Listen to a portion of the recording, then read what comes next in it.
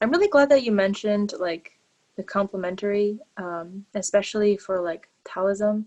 I think honestly that really saved me at one point because I always knew about it because it's very deeply ingrained in Chinese dance actually. It's kind of similar to like opera, where it's like for example you have the 水袖, the water sleeve, and when you dance with the water sleeve, your body has to be very gang, very strong, because the water sleeve itself is very rou and very soft, right?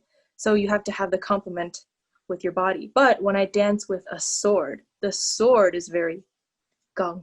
It's like the sword, right? Very, very strong. And then my body actually has to be very soft, very rou.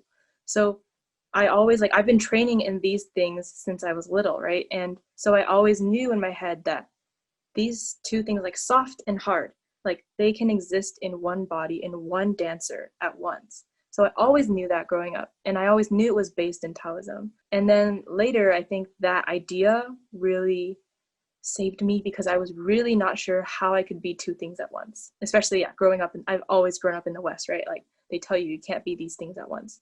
But I think that later, thinking back to like my dance training, I actually like thought of that, and in my head I was like, okay, if this can happen in dance, if this can happen in my body physically, then that can happen in my head too. So that was when I realized like, yes, this is a thing, this is possible, and this is good. Thank you so much for listening, and thank you for joining us in this journey to build a global Chinese diaspora community, one conversation at a time.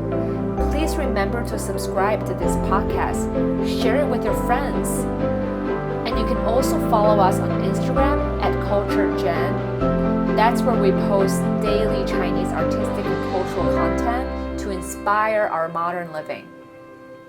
We'll see you in the next episode. Take care.